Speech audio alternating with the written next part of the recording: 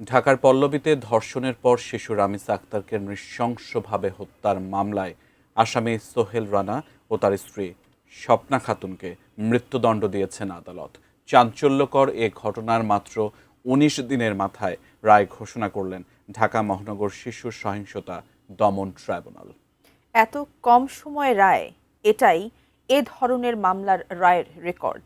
রামিসার বাবা, রাষ্ট্রপক্ষ ও রাষ্ট্র নিযুক্ত আসামি পক্ষের আইনজীবী সবাই এই রায়ে সন্তুষ্ট। জাবেদ আখতারের রিপোর্টে আরও বিস্তারিত। রাজধানীর পল্লবীর একটি বাসা থেকে গত ১৯ মে দ্বিতীয় শ্রেণীর ছাত্রী রামিসা আক্তারের মৃতদেহ উদ্ধার করে পুলিশ।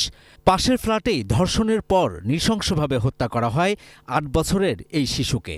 ওই দিনই পুলিশ ওই ফ্ল্যাট থেকে স্বপ্না খাতুনকে এবং নারায়ণগঞ্জ থেকে তার স্বামী প্রধান অভিযুক্ত সোহেল রানাকে আটক করে।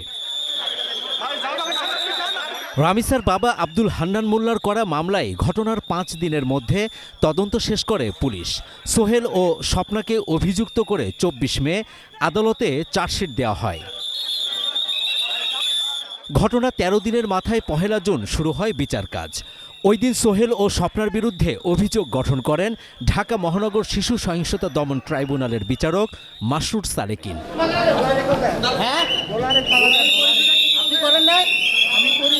পরদিন মঙ্গলবার একদিনে শেষ হয় এই মামলার সাক্ষ্য গ্রহণ। ৩২ ইঞ্চি জেভিকো টিভি এখন মাত্র ১৫,০০০ টাকায়, সাথে পাচ্ছেন ৩ বছরের প্যানেল ওয়ারেন্টি।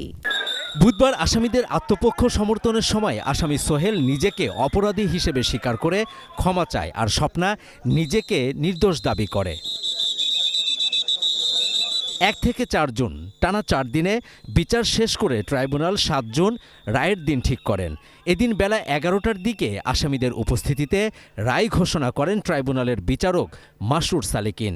সোহেল ও স্বপ্নাকে মৃত্যুদণ্ডের পাশাপাশি জরিমানাও করা হয়। মাননীয় বিচারপতি যে রায় দিয়েছেন তাতে আমরা, আমার পরিবার সন্তুষ্ট এবং এই রায়ের দ্রুত বাস্তবায়ন চাই। সোহেল রানা এবং স্বপ্না খাতুনকে দোষী সাব্যস্ত করে মৃত্যুদণ্ডে দণ্ডিত করেছেন। সোহেল রানাকে ৫ লক্ষ টাকা জরিমানা এবং স্বপ্না খাতুনকে ২ লক্ষ টাকা জরিমানা প্রদানের আদেশ দিয়েছেন। আমরা মনে করি অন্য যে মামলাগুলো আছে সেইভাবে সাক্ষী এবং অন্যান্য ব্যাপারে যারা সবাই এই মামলাটাকে অনুসরণ করে সেই মামলাগুলো দ্রুততার সঙ্গে শেষ হবে।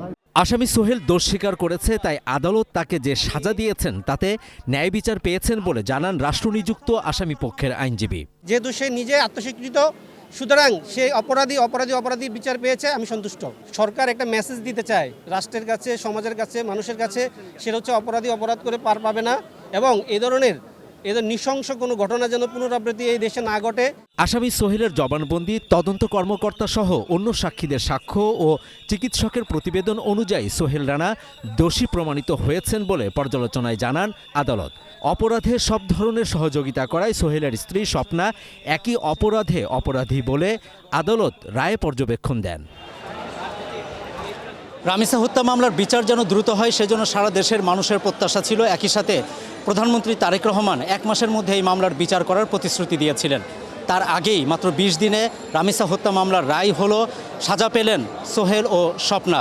হাইকোর্টে গিয়েও যেন এই সাজা বহাল থাকে এবং দ্রুত যেন এই সাজা কার্যকর হয় তেমনটাই প্রত্যাশা করছেন সাধারণ মানুষ। একই সাথে শুধু প্রধানমন্ত্রীর অপেক্ষায় নয়, এমন একটি বিচার বিভাগ যেন গঠন হয় যার মাধ্যমে রামিসার মতো আরও যারা ধর্ষণের শিকার হয়েছে তারা যেন ন্যায্য বিচার পায় এবং দ্রুত সময়ে যেন ন্যায় বিচার নিশ্চিত হয়, সেটি এখন সবার প্রত্যাশা।